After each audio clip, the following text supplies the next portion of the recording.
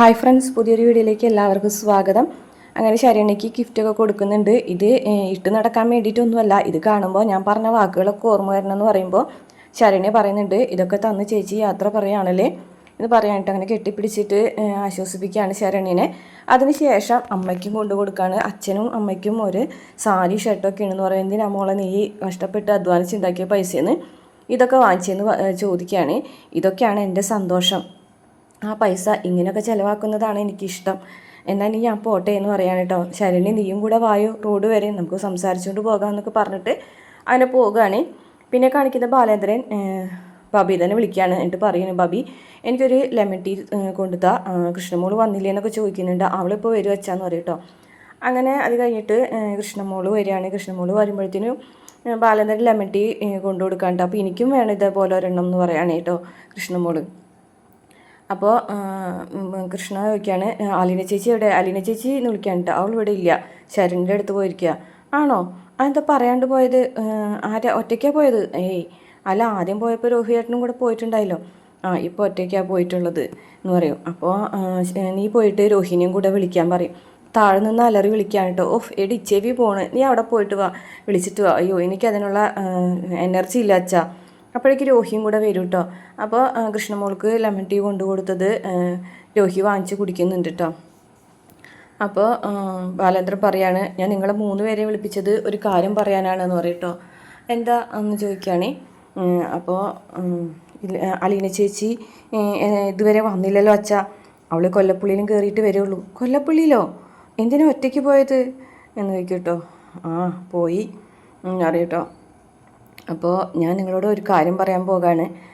അലീന നാളെ ഇവിടെ നിന്ന് പോകുകയാണെന്ന് പറയട്ടോ. പെട്ടെന്ന് ഒരു കാകഞ്ഞിട്ടാണ് കേട്ടോ. ബാബി ചോദിക്കും, നാളെയോ എന്ന് ചോദിക്കും. നാളെ. എന്താ ഇത്ര പെട്ടെന്ന്? അത് നമുക്കല്ലേ പെട്ടെന്ന്, അവൾ കുറേ നാളായില്ലേ പോകണമെന്ന് പറഞ്ഞിട്ടുള്ളത് എന്ന് പറയട്ടോ. അപ്പോൾ ഭയങ്കര സങ്കടമാവാണ്. അപ്പോൾ കൃഷ്ണമോള് പറയും, ഇത്ര പെട്ടെന്ന് പോകണ്ടായിരുന്നു. അലീന ചേച്ചിനെ ഇവിടെ നിന്ന് പറഞ്ഞയക്കാതിരിക്കാൻ ഒരു ചാൻസും ഇല്ല അച്ഛാ എന്ന് ചോദിക്കാൻ കേട്ടോ. അന്നേരം ബാലേന്ദ്രൻ പറയാണ്, അവൾ ഇവിടുന്ന് പോകാനുള്ള കാരണം ഏറ്റവും കൂടുതൽ അറിയാവുന്ന നിനക്കല്ലേ കൃഷ്ണയെന്ന് ചോദിക്കുകയാണ് കേട്ടോ. അപ്പോൾ ബാബി സംശയത്തോടു കൂടിയിട്ട് കൃഷ്ണനെ നോക്കുന്നുണ്ട് കേട്ടോ. അപ്പോൾ കൃഷ്ണ ഒന്നും മിണ്ടാതെ തലകുമ്പിട്ട് നിൽക്കുകയാണ്. എന്തായാലും അവളെ സന്തോഷത്തോടു കൂടി നമുക്ക് നാളെ ഇവിടെ നിന്ന് പറഞ്ഞയക്കാമെന്ന് ബാലേന്ദ്രൻ പറയും. പിന്നെ കാണിക്കുന്നത് മനു ഇങ്ങനെ ഫോണിൽ ആരോട് സംസാരിച്ചുകൊണ്ട് നിൽക്കുന്ന സമയത്ത് അലീന അവിടെ ഓട്ടോയിൽ വന്ന് ഇറങ്ങുകയാണ് കേട്ടോ.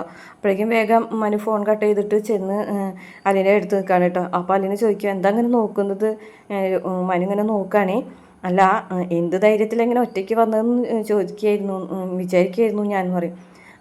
ഒറ്റയ്ക്ക് ഞാൻ വന്നു, എന്തായാലും മനുവേട്ടൻ എവിടെ ഉണ്ടാവും എന്നുള്ള ധൈര്യം എനിക്കുണ്ടായിരുന്നു. അപ്പോൾ പിന്നെ ഞാൻ എന്തിനാ പേടിക്കുന്നത് എന്ന് പറയും കേട്ടോ. എന്താ ഈ വരവിൻ്റെ ഉദ്ദേശം? അപ്പോൾ എനിക്ക് യാത്ര പറയണം. യാത്ര പറയണം? നാളെ ഞാൻ കടപ്പാട്ടൂരിന്ന് പോകല്ലേ, അപ്പോൾ എല്ലാവരും കണ്ടൊന്ന് യാത്ര പറയാമെന്ന്.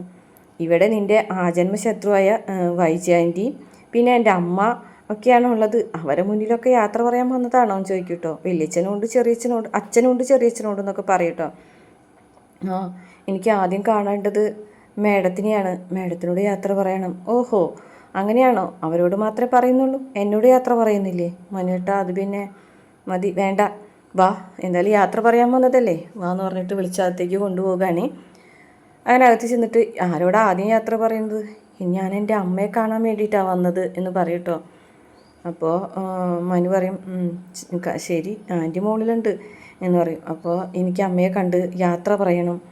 അപ്പോൾ മനു പറയാണ്, നീ ഇപ്പോൾ വന്നത് വലിയ ഇഷ്ടപ്പെടുമൊന്നുമില്ല, എന്തായാലും വായു, നമുക്ക് നോക്കാം എന്ന് പറഞ്ഞിട്ട് വൈദ്യരെ മുറിയിൽ വന്നും കണ്ടിട്ട് ഇങ്ങനെ മുട്ടാണ് കേട്ടോ. ഞാൻ നിൽക്കണോ? വേണമെന്നില്ല എന്ന് അലീന പറയും. അപ്പോഴേക്കും വാതിൽ തുറന്ന് നോക്കുമ്പോൾ ഒരു 2 പേരെയും കാണുമ്പോൾ വൈജയന്തി മനുവിനോട് ചോദിക്കും, എന്താടാ എന്ന് ചോദിക്കും കേട്ടോ.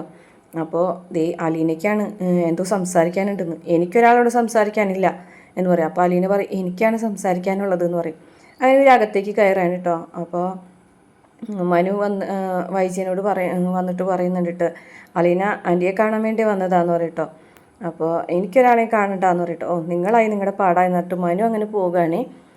അപ്പോൾ അലീനോട് വൈജയന്തി, നീ എന്തിനാ എന്നെ കാണാൻ വന്നത്? എനിക്ക് നിന്നെ കാണേണ്ട കാര്യമൊന്നുമില്ല എന്ന് പറയട്ടോ. ഞാൻ നാളെ കടപ്പാട്ടൂരിന്ന് പോകുകയാണെന്ന് പറയും. അതിന് ഞാനെന്ത് വേണം എന്ന് ചോദിക്കാൻ കേട്ടോ. അല്ല, എനിക്ക് മേഡത്തിനോട് ഒന്ന് യാത്ര പറയണമെന്ന് തോന്നി, അതുകൊണ്ടാണ് ഞാൻ ഇങ്ങോട്ട് വന്നതെന്ന് പറയട്ടോ. അപ്പോൾ വൈജയന്തിക്ക് ഇതൊന്നും ഒട്ടും ഇഷ്ടപ്പെടുന്നില്ല കേട്ടോ. അപ്പോൾ വൈജയന്തിയാണെന്നുണ്ടെങ്കിൽ ദേഷ്യത്തോടു കൂടി തന്നെയാണ് സംസാരിക്കുന്നത്. അപ്പോൾ വൈജയന്തി പറയും, ഓ നീ യാത്ര പറയാൻ വേണ്ടിയിട്ട് ഇവിടം വരെ വരേണ്ട കാര്യമൊന്നും ഉണ്ടായിരുന്നില്ല എന്ന് പറയും. എനിക്ക് മേഡത്തിനോട് വെറുപ്പോ ദേഷ്യമൊന്നുമില്ല. ഞാൻ മേഡത്തിന് വേണ്ടിയിട്ട് എന്നും പ്രാർത്ഥിച്ചിട്ടേ ഉള്ളൂ.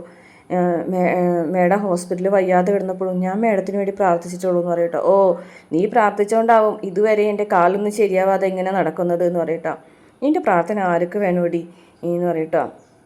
ഒരു പ്രാർത്ഥനക്കാരി വന്നിരിക്കുന്നു എന്ന് പറയും. നീ എൻ്റെ കുടുംബത്ത് വന്ന് ഞാൻ കുടുംബത്ത് വന്നതിന് ശേഷം ഞാൻ പറഞ്ഞത് എന്തെങ്കിലും നീ അനുസരിച്ചിട്ടുണ്ടോ? നിന്നോട് ഞാൻ അവിടെ നിന്ന് പോകാൻ പറഞ്ഞത് നീ കേട്ടോ എന്ന് ചോദിക്കാൻ കേട്ടോ. നീ വന്നതിന് ശേഷം എന്തൊക്കെ ഉണ്ടായിരുന്നു? അപ്പോൾ അലീന പറയും, ഞാനവിടെ നിന്ന് പോകാതിരുന്നത് മേഡത്തിന് വേണ്ടിയിട്ടാണ്, മേഡത്തിൻ്റെ ജീവിതം നശിക്കാതിരിക്കാൻ വേണ്ടിയിട്ടാണ് എന്ന് പറയും. ഓ നീ വരുന്നതിന് മുമ്പ് എന്താ എൻ്റെ കുടുംബം ജീവിതം നശിച്ചുകൊണ്ടിരിക്കുകയായിരുന്നോ?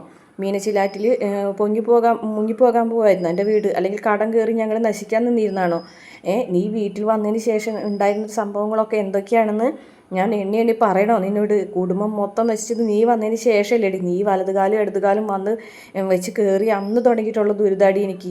ഞാൻ അനുഭവിച്ച വേദന ചെറുതൊന്നുമല്ലടി, ഞാൻ അനുഭവിച്ച മാനക്കേട് കുറച്ചൊന്നുമല്ലടി എന്നൊക്കെ പറഞ്ഞിട്ട് ഇങ്ങനെ ദേഷ്യത്തോടു കൂടി ഇതൊന്ന് തുള്ളാണ് കേട്ടോ. അപ്പോൾ അലീന പറയണ ശരി സമ്മതിച്ചു, പക്ഷേ ഞാനായിട്ട് തന്നെ അതെല്ലാതും മാറ്റിയെടുത്തിട്ടുണ്ട്, ഇനി അവിടെ ഒരു പ്രശ്നങ്ങളും ഉണ്ടാവില്ല എന്ന് പറഞ്ഞിട്ട് ഇങ്ങനെ പറയാൻ കേട്ടോ. അപ്പോൾ അലീന എന്നോട് വൈജയന്തി, ഓ നീ ഒരു കാര്യം പറഞ്ഞു വന്നിരിക്കുന്നതെന്ന് പറയട്ടോ. എനിക്കൊരു കാര്യം പറയാനുള്ളൂ, മേഡത്തിന് അറിയാത്തൊരു കാര്യം പറയാൻ വേണ്ടി മാത്രമാണ് ഞാൻ വന്നത്. നീ ഒരു കാലത്തും ഗുണം പിടിക്കൂലടി, നീ നശിച്ചു പോകുള്ളൂ. അതൊക്കെ ആയിക്കോട്ടെ, എനിക്കത് കുഴപ്പമില്ല, മേഡം എന്നെ എത്ര ശപിച്ചാലും അത് ഏൽക്കില്ല എന്ന് എനിക്ക് നന്നായിട്ട് അറിയാം.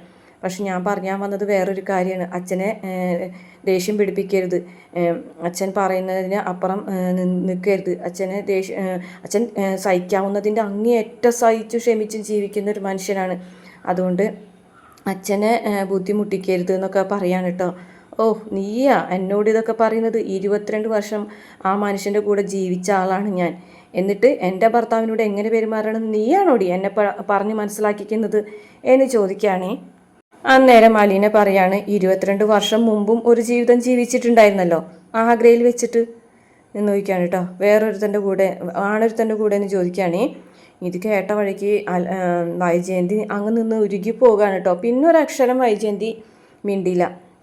അതിന് ശേഷം അലീന വന്ന് പറയുകയാണേ, അതേക്കുറിച്ചൊക്കെ എനിക്ക് നന്നായിട്ടറിയാം, ജീവിതം തകർന്നു പോകാതിരിക്കാൻ വേണ്ടിയിട്ടാണ് ഞാൻ പറയുന്നത്. അച്ഛനെ ദേഷ്യം പിടിപ്പിക്കരുത്, അച്ഛൻ പൊട്ടിത്തെറിച്ച് പോകും. അച്ഛൻ്റെ അടുത്തേക്ക് ദേഷ്യം പിടിപ്പിച്ചെന്നിട്ടുണ്ടെങ്കിലേ തലക്കിട്ട് അടി കിട്ടും. അത് നന്നായിട്ട് ഓർത്തിട്ട് വേണം ഓരോ കാര്യങ്ങൾ ചെയ്യാനായിട്ട്. ഇനി അച്ഛൻ്റെ മുന്നിൽ വന്നിട്ട് ഇങ്ങനെ ദേഷ്യവും അഹങ്കാരം ഒന്നും കാണിക്കാൻ നിൽക്കരുത്, എല്ലാം കൈവിട്ട് പോകും എന്ന് പറഞ്ഞിട്ട് ഇങ്ങനെ നിൽക്കുകയാണ് കേട്ടോ. പക്ഷേ ജയന്തി ആണെന്നുണ്ടെങ്കിൽ ആകെ തകർന്ന അലീനയുടെ ഒരു വാക്കിൽ ഇല്ലാതായി നിൽക്കുകയാണ് കേട്ടോ. ഞാൻ മേഡത്തിനെ എൻ്റെ അമ്മയായിട്ട് കണ്ടിട്ടുള്ളൂ എന്നൊക്കെ പറയുന്നുണ്ട് കേട്ടോ നാളത്തെ പ്രമോല്. അപ്പോൾ അലീന പോയതിന് ശേഷം വൈജയന്തി ആകെ ഞെട്ടിത്തരിച്ച് തകർന്ന് നിൽക്കുകയാണ്. പിന്നെ മുത്തശ്ശിയുടെ അടുത്തേക്ക് പോവുകയാണ് കേട്ടോ. മുത്തശ്ശിയുടെ അടുത്ത് പറയുന്നുണ്ട്, ഞാൻ നല്ല ഡ്രസ്സ് ഇട്ടത്, ഞാൻ നല്ല ജീവിതം ജീവിച്ചത്, ഞാനൊരു ഡൈനിങ് ടേബിളിൽ ഇരുന്ന് ഭക്ഷണം കഴിച്ചതൊക്കെ ആ വീട്ടിൽ വന്നിട്ടില്ലേ എന്നൊക്കെ ചോദിക്കുന്നുണ്ട്. പിന്നെ യാത്ര പറയാണ് കേട്ടോ രാജീവിനോടും ഒക്കെ. അപ്പോൾ യാത്ര പറയുമ്പോൾ അവരിങ്ങനെ കുളത്തൂപ്പുഴ എന്നുള്ള സ്ഥലം കേട്ടിട്ടുള്ള പോലെ തോന്നുന്നുണ്ടല്ലോ എന്നൊക്കെ പ്രമോല് പറയുന്നതായിട്ട് കാണിക്കുന്നുണ്ട്.